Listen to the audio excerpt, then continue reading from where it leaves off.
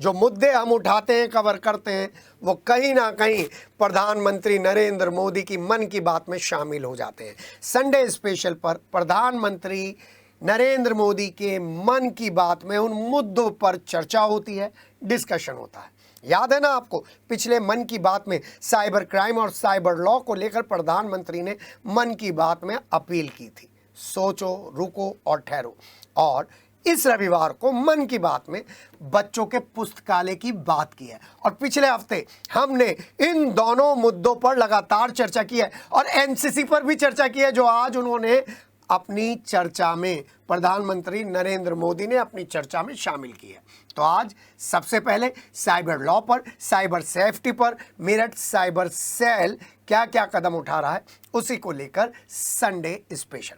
और हमारे साथ जुड़ रहे एसपी क्राइम अवनीश कुमार, तफसील से बातचीत कर रहे हैं। एसपी क्राइम अवनीश कुमार ने सिटी हलचल के साथ बातचीत में कहा कि जन जागरूकता अभियान के तहत शिक्षण संस्थानों के साथ साथ विभिन्न संस्थानों के जरिए साइबर सेफ्टी पर वर्कशॉप ऑर्गेनाइज की जा रही है। साइबर क्राइम में आने वाली चुनौतियों के बारे में जनता को जागरूक किया जा रहा है और साथ ही साथ युवा पीढ़ी को लगातार संदेश दिया जा रहा है कि किसी भी सोशल साइट पर अननोन लिंक को क्लिक ना करें। सिटी हलचल के माध्यम से जनता से अपील करते हुए किसी भी अनजान लिंक पर क्लिक ना करने की बात कहते हुए कहा है कि पहले वेरीफाई कर लें तभी क्लिक करें। और सोशल मीडिया पर अपनी पर्सनल फोटो लोड नहीं करनी चाहिए, क्योंकि आर्टिफिशियल इंटेलिजेंस से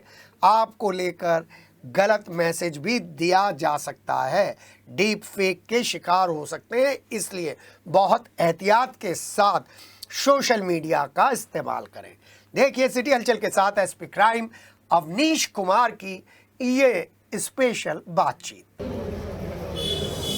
संडे स्पेशल और संडे स्पेशल में सीधे एसपी क्राइम अवनीश कुमार। जी हाँ, टाइम थोड़ा सा कम हुआ है मेरठ जिले को संभाले हुए, लेकिन जिस तरीके से क्राइम पर कंट्रोल करने के लिए एसपी क्राइम और उनकी टीम 24/7 काम कर रही है, उसको लेकर आज छोटी सी बातचीत इसलिए भी बनती है क्योंकि मन की बात में साइबर लॉज को लेकर, साइबर क्राइम को लेकर प्रधानमंत्री नरेंद्र मोदी ने कहा है रुको, समझो, फिर एक्शन लो। तो हमने भी रुके, समझे और अब एक्शन ले रहे हैं एसपी क्राइम अवनीश कुमार के साथ। सर नमस्कार, स्वागत है सिटी हलचल पर। Thank you. बड़ा टफ जिला मिला है मेरठ, और मैं अभी देख रहा हूँ आधा घंटे से बैठा हूँ, 1 मिनट की फुर्सत नहीं मिल रही है। ऐसे में कैसे कोऑर्डिनेट कर रहे हैं पूरे जिले को? देखिए, हमारे पास अपने रिसोर्सेज हैं, हमारे पास हमारी थाने हैं, थानों में सब प्रभारी हैं, सर्वेलेंस की टीम है। हमारे पास हर थानों में ऐसे लोग हैं जो लोग फील्ड पे काफी अच्छा काम करते हैं। कुछ लोग हैं जो निगरानी में या मुखबरी तंत्र में जो ट्रेडिशनल पुलिसिंग है। तो ऐसे जितने भी लोग हैं, हम लोगों ने ऐसे लोगों को चिन्हित कर रखा है और इनकी नियमित रूप से टास्किंग की जाती है और उस टास्क में इनको बताया जाता है कि किन किन लोगों पे नजर रखनी है। इसके साथ साथ जो क्राइम हो चुके होते हैं उनका जो अनावरण होता है उसके ऊपर भी हम लोग इनके माध्यम से काम करते हैं। तो हमारे पास सफिशिएंट रिसोर्सेज हैं और अभी तक हम अधिकतर चीजों में सफल रहे हैं। सर आपके आने के बाद साइबर क्राइम को लेकर अवेयरनेस के कार्यक्रम ज्यादा हो गए हैं। मैं देख रहा हूँ आज भी वर्कशॉप चल रहा है मवाना की तरफ। ऐसे किस तरीके से आप अवेयरनेस के कार्यक्रम चला रहे हैं साइबर लॉ को लेकर? देखिए, जो आज का वर्तमान का परिवेश है, आदमी जिस जगह पे रहता है उसी जगह उसके साथ क्राइम होता है। जब हमारे पास इंफॉर्मेशन टेक्नोलॉजी नहीं थी तो आदमी एक सिंगल डायमेंशन उस स्थान पे रहता था, एक ज्योग्राफिकल एरिया पे, तो उस ज्योग्राफिकल एरिया पे ही उसके साथ फ्रॉड या क्राइम होता था। लेकिन आज की डेट में हम ज्योग्राफिकल एरिया के साथ साथ एक वर्चुअल स्पेस, एक इंटरनेट स्पेस में भी रह रहे हैं और उस स्पेस से जब हम जाते हैं तो वहां पे एक डिफरेंट तरीके के फ्रॉड, डिफरेंट तरीके के क्रिमिनल्स मिलते हैं जिनका ज्योग्राफी से कोई मतलब नहीं होता है। वो कहीं का भी हो सकता है, वो बाहर का भी हो सकता है। और अब जैसे जैसे इंफॉर्मेशन टेक्नोलॉजी और इंटरनेट बढ़ता जा रहा है, उसका प्रयोग, उसका इस्तेमाल बढ़ता जा रहा है, दायरा बढ़ता जा रहा है, इसको बढ़ता जा रहा है, इसलिए इस क्राइम में भी काफी ज्यादा वृद्धि होती जा रही है। और इसको टैकल करने के लिए अवेयरनेस सबसे ज्यादा इंपॉर्टेंट चीज है। हर आदमी को जागरूक होना चाहिए कि साइबर क्राइम कैसे होता है, किस तरीके से होता है और हमें बेवजह लापरवाहियां नहीं बरतनी चाहिए। तो उस अवेयरनेस के हेतु हम लोग स्कूल में, कॉलेजेस में, सोशल मीडिया के माध्यम से, कई बार आप लोगों के माध्यम से भी अवेयरनेस की बात फैलाते हैं कि क्या क्या डूज है, क्या डोंट्स है, क्या नहीं करना चाहिए। सर सबसे ज्यादा प्रॉब्लम जो आ रही है उस यूथ को कंट्रोल करने में प्रॉब्लम आ रही है जो अचानक ही डीप फेक का शिकार हो जाता है। ये सबसे ज्यादा बड़ी चुनौती है साइबर लॉ के सामने, साइबर क्राइम के सामने, आपके सामने। देखिए, सोशल मीडिया में जो हम लोग रह रहे हैं, हम लोगों को एक बात का ध्यान रखना चाहिए कि जो हमारा डाटा है वो सुरक्षित रहे। जी। नॉर्मली अगर आप देखिए, अगर एक कॉमन सेंस से अगर आप देखिए, तो कोई भी व्यक्ति अपनी पर्सनल चीजें उन लोगों के साथ शेयर नहीं करता है जिनको वो नहीं जानता होता है। हम कोई भी अपनी फोटो लेके मार्केट में जा रहे हैं, कहीं पे भी जा रहे हैं, तो हम अनावश्यक लोगों से शेयर नहीं करते हैं। लेकिन जब हम सोशल मीडिया पे आते हैं, जब फेसबुक पे, इंस्टाग्राम पे, ऐसी जगहों पे आते हैं, तो वहां पे हम इस बात का ध्यान नहीं रख पाते हैं कि हमको कौन कौन नजर रख रहा है। हमारी लिस्ट में क्या वही लोग हैं जो नोन है और जो वेरीफाइड है?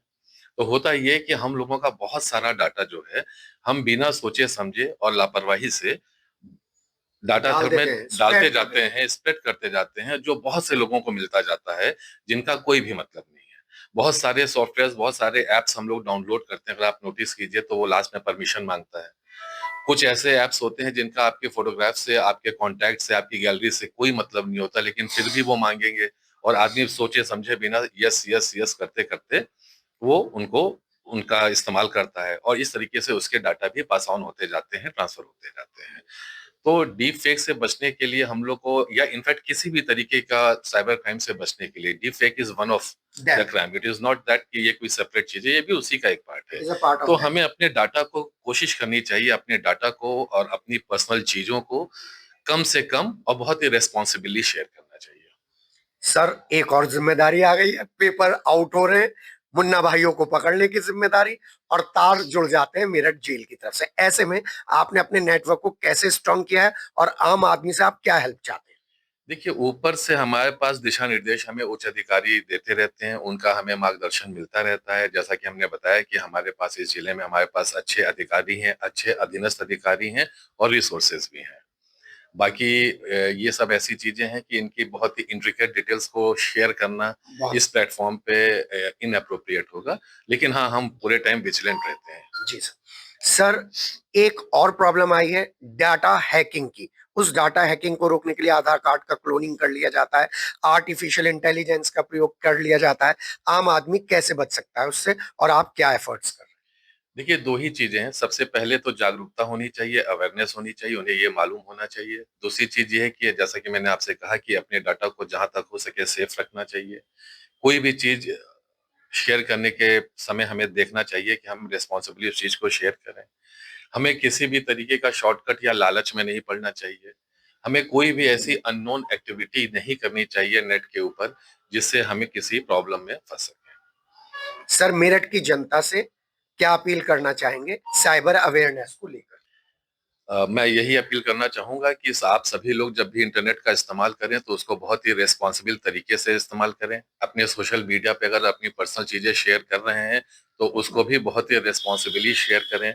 इस बात का अवश्य ध्यान रखें कि जो चीज आप शेयर कर रहे हैं वो आप जिन लोगों को जानते हैं उनके अलावा और कैसे कितने ऐसे लोग हैं जिनका आपसे अगर मतलब नहीं है और उनके पास भी पहुंच रही है कि नहीं पहुंच रही है। तो जितना रेस्पॉन्सिबल हम इन चीजों को यूज करेंगे और जितना ज्यादा सचेत रहेंगे उतना हम इससे बचे रहेंगे।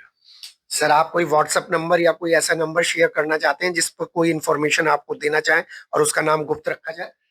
मेरा जो सीयूजी नंबर है 9454401100, ये 24 घंटे ऑन रहता है। इस पे हो सकता है कॉल रिसीव ना हो, लेकिन अगर रिसीव नहीं होती है तो कॉल बैक अवश्य आएगी। जी हाँ। तो हमारे साथ एसपी क्राइम अवनीश कुमार है। बहुत इंपॉर्टेंट मीटिंग में जाना है, बड़ी मुश्किल से टाइम स्पेयर कराया है। तो आप भी अवेयर हो जाइए साइबर लॉज को लेकर। कहीं कोई आपके डेटा पर नजर रख के बैठा है, और मेरठ पुलिस, मेरठ का साइबर क्राइम और क्राइम डिपार्टमेंट आपकी मदद के लिए, लेकिन सहयोग आपका भी जरूरी है अपने सहयोगी वंश और संजय जूनियर के साथ। के सिटी हलचल संडे स्पेशल।